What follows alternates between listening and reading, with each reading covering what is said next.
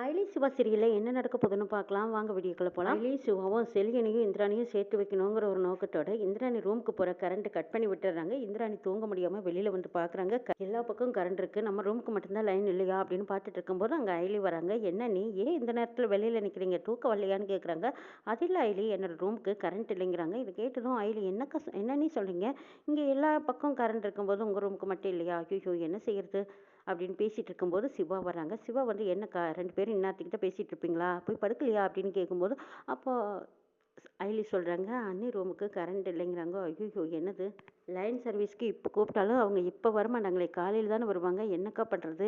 சரி, எல்லா ரூம்லேயும் எல்லாரும் இருக்காங்க, இப்போ நீங்கள் எங்கே படுப்பீங்கன்னு கேட்குறாங்க. அதுதான் எனக்கு ஒன்றும் புரியல. அக்கா சரி நீங்கள் எங்கள் ரூமுக்கு வாங்கன்னு கூப்பிட்றாங்க. சிவா அது நல்லா இருக்காது, வரல அப்படின்னு சொல்லிடுறாங்க. இப்போ என்ன செய்யறது, எல்லா ரூம்லேயும் எல்லாரும் இருக்காங்களே, அக்கா இப்போ எங்கே படுப்பாங்க, அக்கா கூட அட்ஜஸ்ட் பண்ணிக்குவாங்க. ஆனால் பாவம் கரண்ட் இல்லாமல் எப்படி தூங்குவா, இல்லாமல் ரொம்பவே அவஸ்தைப்படுவாளேன்னு பேசிட்டு இருக்கும்போது, அப்போ இந்திராணி என்ன செய்யறது, நான் கூட பரவாயில்ல, ஆனால் பாவைக்கு தூக்கம் கெட்டுருமே அப்படின்னு நினச்சிட்டு இருக்கும்போது, அப்போ செலியன் வர்றாங்க. என்ன என்ன இங்கே பேச்சு அப்படின்னு கேட்கும்போது, அட என்னமாமா இந்த பார்த்தீங்களா அக்கா கரண்ட் இல்லை, அக்கா கூட பரவாயில்ல, ஆனால் பாவை எப்படி தூங்குவாங்கிறாங்க. அட என்ன ரூமுக்கு போங்க அப்படின்னு சொல்கிறாங்க. அதுக்கப்புறம் பாவை எடுத்துக்கிட்டு இந்திராணி அவங்க ரூமுக்கு போகிறாங்க. செலியன் பெருந்தன்மையாக நான் காலில் படுத்துக்கிறேன், நீங்கள் 2 பேரும் போய் ரூமில் படுத்துக்கோங்கன்னு விட்டு கொடுக்குறாங்க. இதை பார்த்து இந்திராணிக்கு ஐயோ பாவம்னு பரிதாபப்படுறாங்க. இருந்தாலும் கொசுக்கடையில் செலியன் தூக்கம் இல்லாமல் படுத்துட்டு இருக்காங்க. இங்கே வந்து சிவாவும் ஐலியும் பேசுகிறாங்க. அண்ணே எப்படி நம்ம ஐடியாங்கிறாங்க. அடப்போங்க, இப்போ நான் தான் கொசுக்கடியில் சிக்கிக்கிட்டு இருக்கேன் பார்த்தியா, இந்திரா ரூமுக்கு போயிட்டா, நீங்கள் 2 பேரும் போட்ட பிளானில் இப்போ நான் தான் வசமாக மாட்டிக்கிட்டு இருக்கேன் அப்படின்னு சொல்லிட்டு இருக்காங்க. அங்கே செருப்படி கால் சத்தம் கேட்குது. இந்திராணி வர்றான்னு நினைக்கிறேன். சரி சரி நீங்கள் 2 பேரும் போங்க அப்படின்னு செலின்னு சொன்னதும் ஐலியும் சிவாவும் வா வா சிவா அந்த பக்கம் போயிடலாம் பார்க்கலாம் அப்படின்னு சொல்லி அங்கே நின்று பார்க்குறாங்க.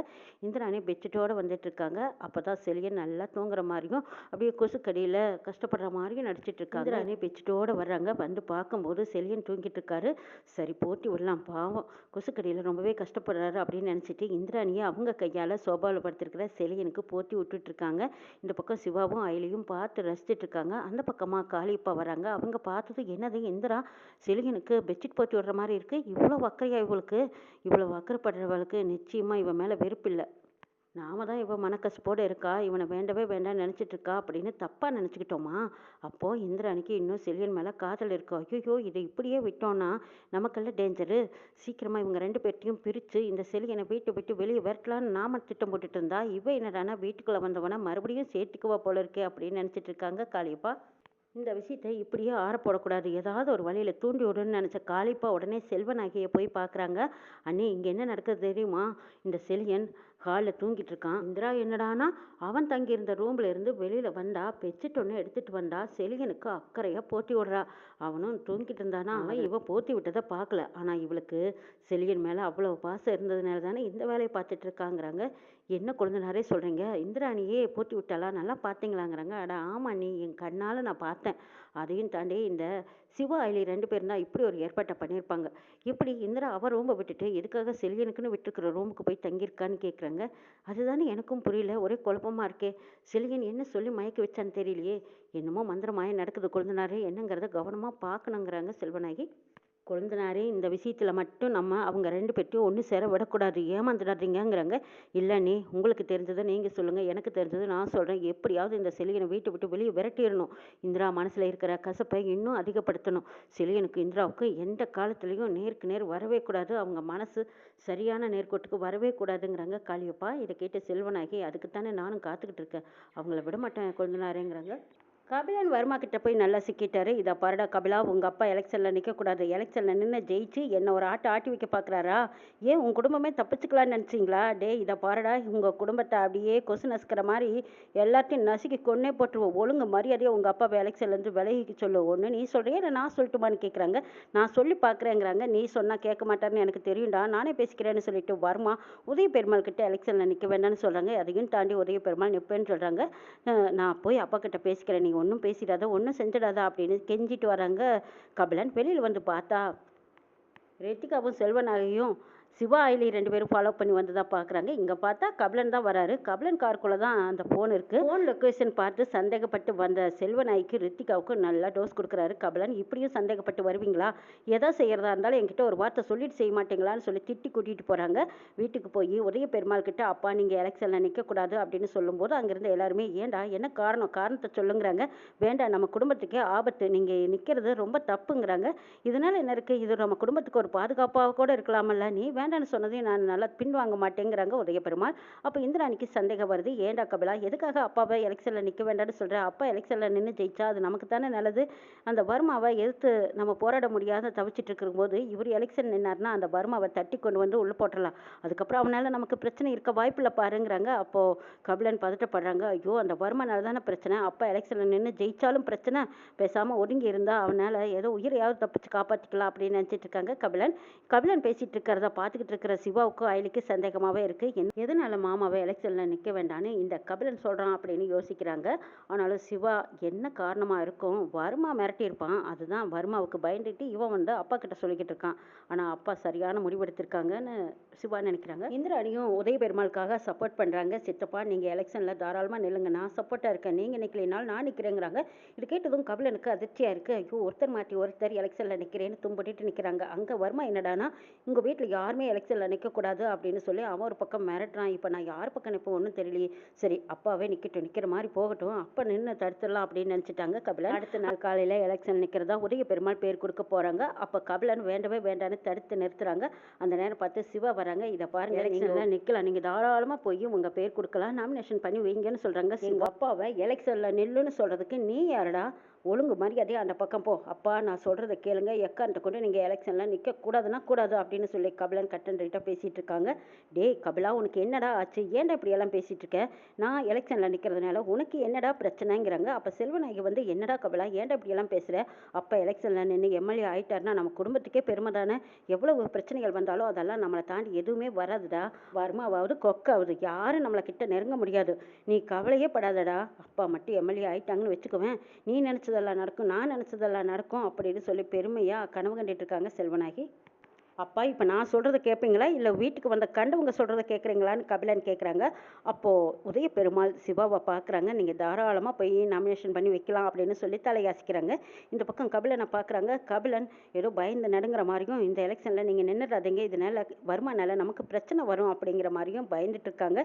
இதை பார் கபிலா, நீ எதுக்காக என்ன காரணத்துக்காக பயப்படுறேன்னு எனக்கு தெரியாது, ஆனால் கண்டிப்பாக நான் இந்த எலெக்ஷனில் நிற்கிறது உறுதி அப்படின்னு சொல்லிட்டு உதய பெருமாள் காரேற போகிறாங்க. அப்போ பார்த்தா உதய பெருமாள் சிவா சொன்னதை கேட்டு போகிற மாதிரி நடக்குதாங்க. இதை பார்த்துட்டு இருந்த அகிலே அப்படியே கபிலனை ஏற இறங்க பார்க்குறாங்க. என்னடா என்னைக்கும் உன் பேச்சையே கேட்டுட்டு நிற்பாங்கன்னு நீ நினச்சியா? இப்போ பார்த்தியா, வாரிசா ஏற்றுக்கலினாலும் வாரிசு சொன்னது சரியா இருக்கும்னு நினச்சி போகிறாங்க பார்த்தியல அப்படிங்கிற மாதிரி அயலி பார்க்குறாங்க. கபிலன் அப்படியே உச்சக்கட்ட கோபத்தில் இருக்காங்க. நான் எவ்வளோ தூரம் சொல்கிறேன், இதுக்கு பின்னாடி எவ்வளோ பிரச்சனை இருக்குதுன்னு தெரியாமல் அப்பா இப்படி நுழையிறாரே. சே என்ன பண்ணுவேன் தெரியலையே.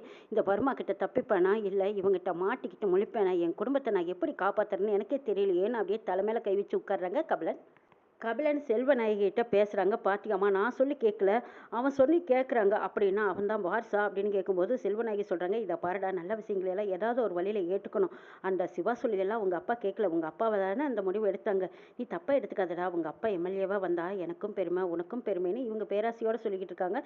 திரும்பி பார்க்கும்போது அங்கே பாவை செலியனை கூட்டிகிட்டு வராங்க. செலியனும் பாவை கூட கொஞ்சிக்கிட்டு வர்றாங்க. இதை பார்த்ததும் வாய் வயிறெல்லாம் எரியுது. இவனை எப்போ வெளியே முடுக்குவோமோ அப்போ தானே நமக்கு நிம்மதி. ஆனால் முதல்ல அவர் மட்டும் எம்எல்ஏ ஆகட்டும், அதுக்கப்புறம் இவன் பேரில் இல்லாத கேஸையெல்லாம் போட்டு உள்ளே தள்ளிடலாம். அது வரைக்கும் இந்திரா என்னதான் நினைக்கிறான்னு பார்ப்போம். இந்திரா கிட்ட இல்லாதும் பொல்லாதும் சொல்லி இவன் பேரில் சரியான கஷ்டம் உண்டு பண்ணி வைக்கணும். அப்போ தான் இந்திராவே பார்த்து இவனை போலீஸில் பிடிச்சி கொடுப்பா. அப்புறம் 6 மாதம் என்ன, ஒரு வருஷம் என்ன, கோர்ட்டு என்ன உத்தரவு போட்டாலும் சரி அதெல்லாம் செல்லுபடி ஆகாதுன்னு செல்வநாயகி ஒரு கணுப்பு போட்டுட்டு இருக்காங்க. நான் பாட்டுக்கு பேசிட்டு இருக்கேன், நீங்கள் பாட்டுக்கு அமைதியாக இருந்தால் என்ன அர்த்தம்? அப்போ அவள் போக வேண்டான்னு தடுத்துருக்கணுமில்ல. அந்த சிவா வந்து சொன்னதும் அவன் பேச்சை கேட்டுக்கிட்டு அப்பா கிளம்பி போயிருக்காரு. இதெல்லாம் சரியான்னு கேட்குறாங்க. எல்லாம் சரியா தாண்டா போயிட்டு இருக்கு. நம்ம பொன்னியோட கல்யாணம் முடிகிற வரைக்கும் கொஞ்சம் அமைதியா இரு. அதுலயும் பொன்னியோட கல்யாணத்துல எம்எல்ஏ பொண்டாட்டின்னு அப்படி ஜம்முன்னு நின்னா எவ்வளவு பெருமையா இருக்கும். என்னடா இதெல்லாம் கூட தெரியாம இப்படி பேசிட்டு இருக்கீங்கிறாங்க. அம்மா பெருமைக்கெல்லாம் இங்க இடமே கிடையாது. அப்பா பேர் நாமினேஷன் பண்ணியிருக்குன்னு தெரிஞ்சாவே வருமா அவன் ஆளுகளை விட்டு அப்பாவை ஒரு வழி பண்ணிடுவான், இந்த குடும்பத்தையும் கந்தரகோலம் பண்ணிடுவான். இது தெரியாம எல்லாரும் அப்பா எலெக்ஷன்ல நிக்கட்டும்னு அவங்களுக்கு சப்போர்ட் பண்றீங்க. ஆனா வர்மா போட்ட திட்டமும் அவன் சொன்ன சொல்லும் அப்படியே என் காதுல மைக்கு வச்சு கத்துன மாதிரி அதுவே எனக்கு தலைக்குள்ள இடியா இடிச்சுக்கிட்டு இருக்கு அப்படின்னு நினச்சிட்டு இருக்காங்க கபிலன். கபிலன் தலையை பிடிச்சி உட்காந்துருக்காங்க. அங்கே ரித்திகா வராங்க. என்னங்க நீங்கள் நம்ம குடும்பத்தில் ஒருத்தர் அரசியல்வாதியாக இருந்தால் நமக்கு எவ்வளோ செல்வாக்கு, இது புரிஞ்சுக்காம நீங்கள் ஏன் இப்படியெல்லாம் சொல்லிக்கிட்டு இருக்கீங்க, கொஞ்சம் அமைதியாக இருங்க அப்படின்னு ரித்திகா சமாதானம் பண்ணுறாங்க. ரித்திகா சமாதானத்தை தாங்கிக்க முடியாத கபிலன் ஒழுங்கு மரியாதையாக அந்த பக்கம் போறியா அப்படின்னு சொல்லி எல்லாரும் பார்க்குற மாதிரி சத்தம் போட்டு திட்டுறாங்க. இதை கேட்ட ரித்திகாவுக்கு அவமானமாக இருக்குது. சே, இந்த அயலி சிவா முன்னாடி இப்படி கத்திட்டாரே அப்படின்னு சொல்லி ஓரமாக ஒதுங்குறாங்க. அயலி சிவா 2 பேரும் சந்தோஷமாக அங்கே கிளம்பி போகிறாங்க. கிளம்பி போகும்போது சிவா கையில் போட்டிருக்கிற அந்த காப்பு அயலிக்கு கண்ணை உறுத்திக்கிட்டே இருக்குது. அநேகமாக இது ரேஷ்மா வாங்கி கொடுத்ததா வேற சொல்கிறாங்க. ரேஷ்மா மேலே ரொம்பவே பிரியமாக இருக்காரு. என்னதான் நடக்க போதோ தெரியலையே. சிவா இப்படி மாறுவார்னு நான் நினச்சி கூட பார்க்கல. ஒரே ரூம்குள்ளே இருக்கோம். அந்த நேரம் பார்த்து ரேஷ்மா வந்து இவர் கையில் காப்பு போட்டிருக்கான்னு வேற சொல்கிறாங்க. அப்போ இவருக்கு அவன் மேலே ஆசை இருந்து தானே இப்படி சொல்லிட்டு இருக்காரு. இது இப்படியே விடக்கூடாது அப்படின்னு நினச்சிட்டு இருக்காங்க. அயலே அந்த அன்னைக்கு நைட்டில் வந்து 2 பேரும் ரொம்ப டயர்டாக படுத்திருக்காங்க. படுத்திருக்கும் போது அப்போ சிவா சிவான்னு கூப்பிடுறாங்க. அயலே சிவா நல்லா தூங்குற மாதிரி பெட்ஷீட்டை போட்டு படுத்திருக்காங்க. பெட்ஷீட்டுக்குள்ளே ஃபோனை பார்த்துட்டு இருக்காங்க. ஆனால் சிவாவுக்கு மெசேஜ் வந்துக்கிட்டே இருக்கு. அயலி எழுந்திரிச்சு கொண்டு பார்க்குறாங்க. ஓஹோ, சிவா பெட்ஷீட்டுக்குள்ளே தான் வேலை பார்த்துட்டு இருக்காரா, இருக்கட்டும் அப்படின்னு சொல்லிட்டு ஃபோன் பண்ணுறாங்க. ரிங் அடிச்சதும் சிவா எழுந்திரிச்சு ஃபோனை பார்க்குறாங்க. அட என்ன இவ்வளோத்துக்கே உட்காந்துக்கிட்டே எனக்கு ஃபோன் பண்ணியா அயலின்னு கேட்குறாங்க. ஆமாம், நான் கூப்பிட்டு தான் உங்களுக்கு கேட்கவே இல்லை, அதான் ஃபோன் பண்ணி கூப்பிட்டேங்கிறாங்க. அட என்ன அயலி காமெடியாக இருக்குங்கிறாங்க. ஆமாம்மா இருக்கும். அயலி நீ கூப்பிட்டதே என் காதில் விழலைங்கிறாங்க. கூப்பிட்டா கேட்காது. ஆமாம், ஃபோன் பக்கத்தில் இருந்ததுனால ஏதோ நான் கூப்பிட்டேன், இல்லைன்னா ஒரு எமர்ஜென்சினாலும் இப்படித்தானே இருக்கும், என்னை கவனிக்க மாட்டீங்களன்னு கேட்குறாங்க. அயலி ஐயோ அயலி ஒரே ரூம்குள்ளே எப்படி நான் கவனிக்காமல் இருப்பேங்கிறாங்க. ஆமாம், இப்போ பார்க்குற லட்சணம் தான் தெரியுது. அயலி நீ கூப்பிட்டது என் காதில் விழுந்திருந்தா நான் என்னன்னு கேட்க மாட்டேனா, நீ கூப்பிட்டது எனக்கு சத்தியமாக காதிலேயே விழலை, சரி சாரி அப்படின்னு சொல்கிறாங்க சிவா. சிவாவுக்கு அந்த இடைப்பட்ட கொஞ்சம் நேரத்துக்குள்ளே மெசேஜ் வந்துக்கிட்டே இருக்குது. அப்போ அயலி சொல்கிறாங்க, ஆமாம் இத்தனை மெசேஜ் தொடர்ந்து வந்துக்கிட்டே இருக்குது, அந்த சத்தத்தில் நான் கூப்பிட்றது உங்களுக்கு எப்படி கேட்குங்கிறாங்க. அடடா, மெசேஜ் வர்றது தான் உனக்கு பிரச்சனையா இல்லைங்கிறாங்க சிவா. சரி விடு, உனக்கு டிஸ்டர்பாக இருந்தால் நான் சைலண்டில் போட்டுக்கிறேன்னு சொல்லிட்டு சிவா சவுண்டை குறைச்சிக்கிறாங்க. சிவா இந்த நேரத்தில் உங்களுக்கு எதுக்கு இத்தனை மெசேஜ் வந்துட்டுருக்குன்னு கேட்குறாங்க அயலி. இது கேட்ட சிவா என்ன அயலி, எனக்கு இந்த நேரத்தில் இத்தனை மெசேஜ் வர்றது உனக்கு பிரச்சனையா இல்லை மெசேஜே பிரச்சனையான்னு கேட்குறாங்க. அப்போ அயலிக்கு பதில் சொல்ல தெரியல, சொல்லவும் முடியல. ஐயோ தப்பாக கேட்டுட்டேனா, இது எல்லாத்துக்குமே காரணம் அந்த ரேஷ்மா தானே தெரியுது, அவள் தான் கண்டிப்பாக மெசேஜ் பண்ணியிருப்பா. இவரும் குழஞ்சு பேசிகிட்டு இருக்காங்க. பெட்ஷீட்டை போட்டிட்டு மெசேஜ் அனுப்பிச்சிட்டு இருக்காருன்னா இவர் என்ன சின்ன ஆளா அப்படின்னு சொல்லி சிவாவை திட்டிக்கிட்டு இருக்காங்க. நீ திட்டதெல்லாம் என் காதில் விழுகுதா இல்லைங்கிறாங்க. நான் திட்டுறது காதில் விழுதோ இல்லையோ புரிஞ்சுக்கிட்டா சரி அப்படின்னு அயலி சொல்கிறாங்க. இதை கேட்ட சிவா, அது எப்படி புரிஞ்சுக்காமலா நான் மெசேஜ் பண்ணிக்கிட்டு இருக்க முடியும் அப்படிங்கிறாங்க. என்னது, நீங்கள் புரிஞ்சுக்கிட்டு தான் அப்போ மெசேஜ் பண்ணிட்டு இருக்கீங்களா, அப்போ நீங்கள் ரேஷ்மாவை புரிஞ்சுக்கிட்டீங்களா அப்படின்னு கேட்கும்போது, நாங்கள்லாம் சின்ன வயசுலேருந்து ஒன்றா படித்தோம் வளர்ந்தோம், புரிஞ்சுக்காம எப்படி அயலி அப்படின்னு வேணுன்னே கோவப்படுத்தி பார்க்குறாங்க. அப்போ அயலிக்கு சரியான கோவம் வருது. சிவா தெரிஞ்சு பேசுகிறாரா இல்லை தெரியாமல் பேசுகிறாரா, என் கூட புருஷனாக நடிச்சிட்டு இப்போ ரேஷ்மாவுக்கு சப்போர்ட் பண்ணிட்டு இருக்கீங்களா, நான் இப்படியே விட மாட்டேன், விட்டால் என் வாழ்க்கை போயிடும் போல இருக்கே, இந்த ரேஷ்மா எனக்கு போட்டியாக வந்து நிற்பான்னு நான் நினச்சி பார்க்கலையே, ஐயோ இது இப்படியே விடக்கூடாது அப்படின்னு நினச்ச அயலி திரும்பவும் சிவா பக்கத்தில் வந்து படுத்துட்டு அவங்க ஃபோனை பிடிங்கி வச்சுக்கிறாங்க. ஐயோ அயலி ரேஷ்மா பொக்குன்னு போயிடுவா பாவம் அப்படின்னு சொல்கிறாங்க. அப்படியா, அப்போ நான் பாவம் இல்லையா அப்படின்னு அயலி தன்னோட விருப்பத்தை சொல்லிடுறாங்க. இதுக்கப்புறம் சிவா அயலிவே உத்து பார்த்துட்டு இருக்காங்க. அயலியும் தன்னோட மறந்து சிவாவை பார்க்குறாங்க. என்ன அயலி, உன்னோட மனசில் இருக்கிற காதல் பறவையை பறக்க விடுறதுக்கு இவ்வளவு நாளாச்சான்னு கேட்குறாங்க. அடுத்தது என்னெல்லாம் நடக்க போதுங்கிறதையும் நாளைக்கு சொல்லி பார்க்கலாம்.